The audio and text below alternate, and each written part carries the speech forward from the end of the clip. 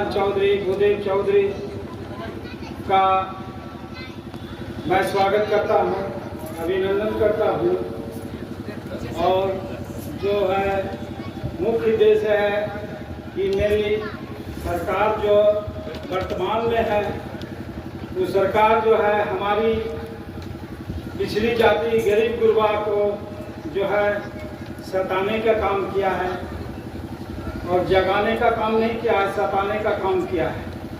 और पासी को जो है पूरे तरह से जो है पूरे सता दिया है और जो है आगे बढ़ने का कोई उपाय नहीं है। हम लोग समाज में गए, बहुत तरह पासी से भेंट किए, तो बहुत पासी कहे कि क्या करें सर, लालू यादव तो हम लोग को फ्री किया था, बहुत तरह का हम लोग को छूट दिया था, लेकिन ऐसा है हम लोग जो है साल भर से 1.5 साल से भूख मर रहे हैं, खाने के लिए मर रहे हैं, कटनी बंदी करना पड़ता है, उसमें भी नहीं पुरता है, बच्चा बुतरू को पढ़ा नहीं सकते हैं, शादी ब्याह भी नहीं कर सकते हैं। हम क्या करें, आत्महत्या कर लेंगे कि क्या करें, जेल जाता है तो बेल कराने का पैसा नहीं होता है और जो है सजा हो जाता है तो उसकी भी स्थिति खराब हो जाती है। इसीलिए हम लोग जो है राष्ट्रीय जनता दल की तरफ से जो है हम लोग तैयारी किए हैं। इसी तरह पासी का जो है सरकार बदलने पर पासी का छुटकारा हो और जो है नया जीवन प्राप्त हो, कर रहे हैं, कोशिश कर रहे हैं। लेकिन हमारी सरकार आएगी तभी कुछ होगा, नहीं तो इसके पहले कुछ होने वाला नहीं है। सिर्फ 5 किलो अनाज में जनता को जो है बल्हा फुसला करके जो है बर्बाद कर दिया है और इधर भी 50 रुपया गैस में फिर बढ़ गया है। बताइए हम लोग क्या करेंगे गरीब आदमी के? तो हम लोग सब जो सोच रहे हैं कि किसी तरह सरकार बदल जाए तो हमारी जनता को राहत मिले और जो भी है हिंदू मुस्लिम सभी जाति को, छोटे जाति को आगे बढ़ने का चांस मिले। नौकरी नहीं मिलती है, नौकरी मांगने ले जाते हैं तो लाठी खोजते, लाठी खाते हैं। अब क्या करेंगे? हॉस्पिटल जाते हैं तो इलाज नहीं होता, हमारे मर के बॉडी आते हैं तो क्या करें, पढ़ाई नहीं होता है स्कूल में। यही सब है। संविधान बचाओ तो आप बोलिएगा देश बचाओ, संविधान बचाओ, संविधान बचाओ। धन्यवाद। भूदेव चौधरी जी का आगमन हुआ है और ये बहुत ईमानदार व्यक्तित्व के लोग हैं और साथ ही साथ अभी सम्मानित करने की कोशिश की जाएगी रामचंद्र चौधरी जी के द्वारा। और मैं चौधरी जी का आगमन हुआ है, मैं उनका हार्दिक हार्दिक अभिनंदन करती हूँ। अच्छे तरीके से यहाँ पे स्वागत हो रहा है। सुल्तानगंज में यहाँ पे पहुँच गए श्री उदय कि वो हमारे स्टेडियम किसान स्टेडियम में सुल्तानगंज विधानसभा क्षेत्र में पधारे, ये कम बड़ी बात नहीं है। पासी सम्मेलन को सफल बनाने के लिए उनका योगदान रहा है और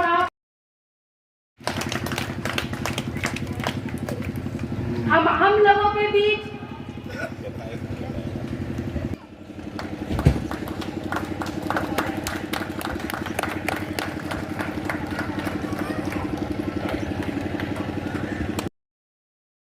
तो हम इस पर से नशाबंदी कानून के से इसको बाहर करेंगे।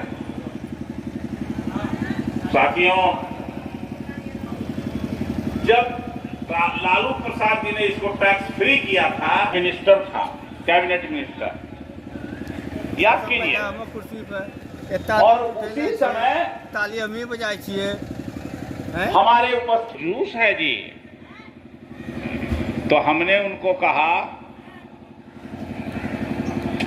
देखिए तारी पासे भी कल के प्रभाव उतारता है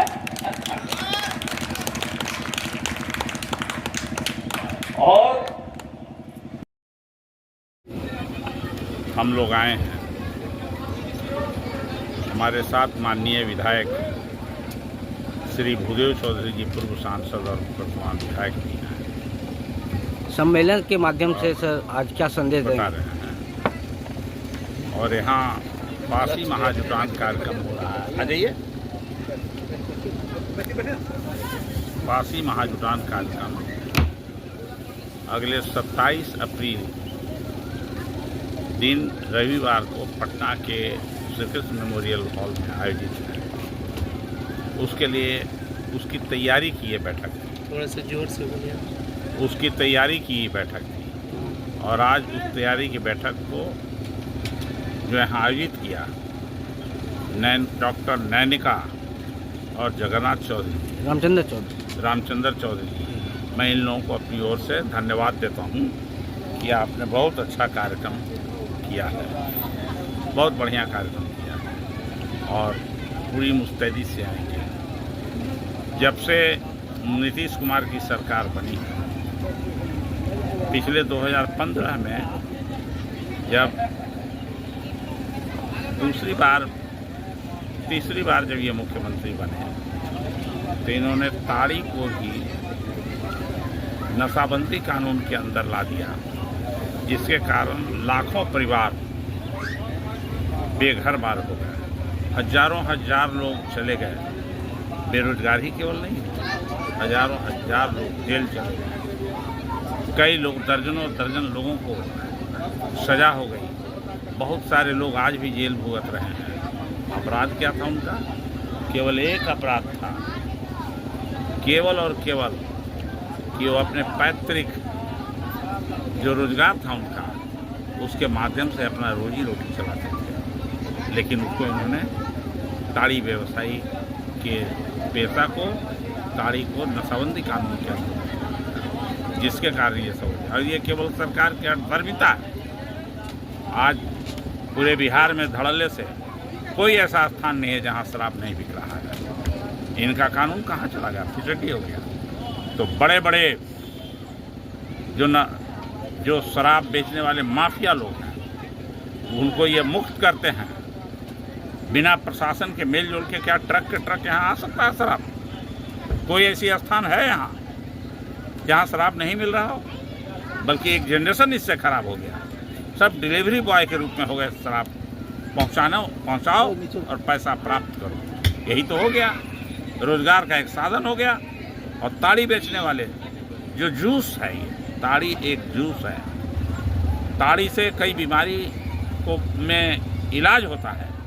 इसको इन्होंने नशाबंदी कानून के अंदर लाके रख दिया, जिसके कारण हजारों लोग जेल चले गए, हजारों लोग, लाखों लोग बेरोजगार हो गए। ये हालत है। इससे मुक्ति के लिए हम तेजस्वी प्रसाद यादव जी को धन्यवाद देना चाहेंगे कि तेजस्वी प्रसाद यादव ने कहा कि जिस तरह से मैं ऐलान किया था 2015 में कि मैं जब बनूंगा, उप मुख्यमंत्री सत्ता में आऊंगा, तो 10 लाख लोगों को रोजगार देने का काम करूंगा।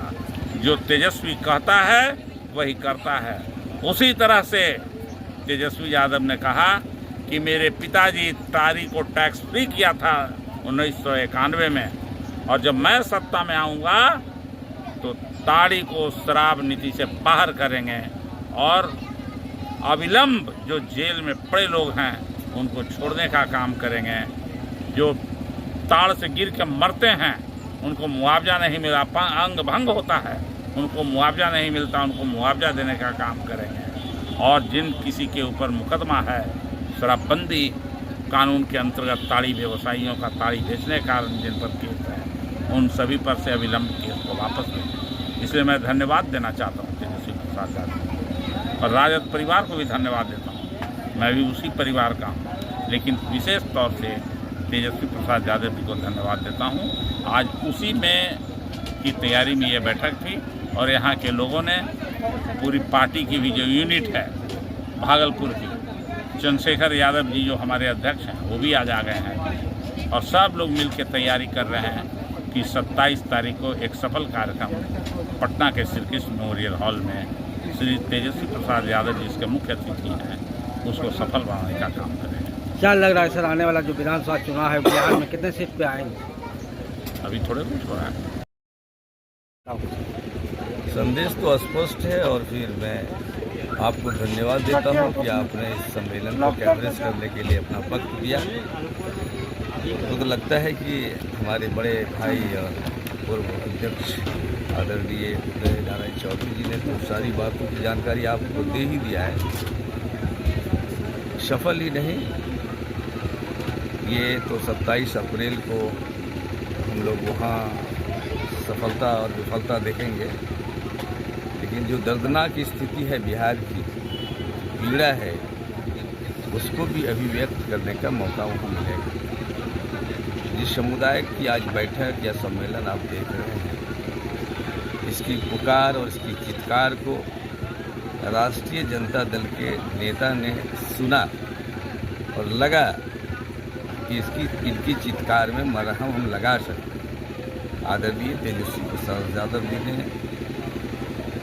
स्वयं उपस्थित होकर के हम लोगों की बैठक की और ये दर्दनाक पीड़ा, लाखों पासी ऐसे हैं जिनके ऊपर केस तो हुआ ही, क्रिमिनल केस भी हो गया है, कई तरह के केस हो गए।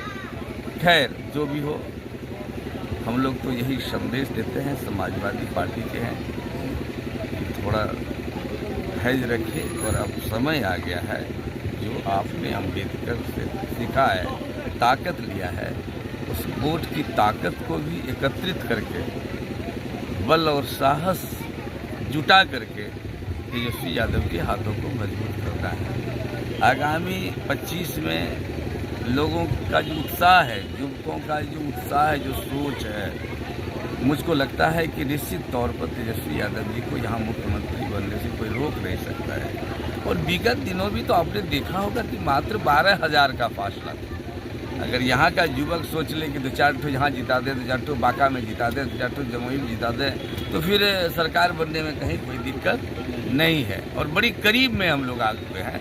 12,000 का डिफरेंस है, आप समझ सकते हैं। 12 बूथ भी नहीं, कहीं कहीं बूथ पर तो 2-3 हज़ार होता है, 3-4 बूथ, और वो किस तरह से हुआ है। अब समय आ गया है और लोग अम्बेडकर को याद करने लगे हैं, क्योंकि पार्लियामेंट में जिस तरह से अपमानित किया है अम्बेडकर को, वो खास करके जो शेड्यूल कास्ट के लोग हैं, शेड्यूल ट्राइब्स के लोग हैं, दलित महादलित लोग हैं, इन लोगों को पीड़ा हुई है उनके शब्दों से। लेकिन साहस नहीं है, ताकत नहीं है। कमज़ोर करने की साजिश तो चल ही रही है बिहार को। बिहार में मजदूरों की संख्या बढ़ेगी नहीं तो गुजरात में महल कौन बनाएगा, राजस्थान में फैक्ट्री कौन चलाएगा, पंजाब में खेती कौन करेगा, हरियाणा में कौन ट्रैक्टर चलाएगा। इसकी साजिश चल रही है। और ये साजिश का ये नमूना यही है, वो 5 किलो अनाज, वो 5 किलो अनाज देकर के उसके दर्द को मरहम लगा रहा है कि तुम अगर तुम्हारा बंद कर देंगे तो तुम भूखों मर जाओगे।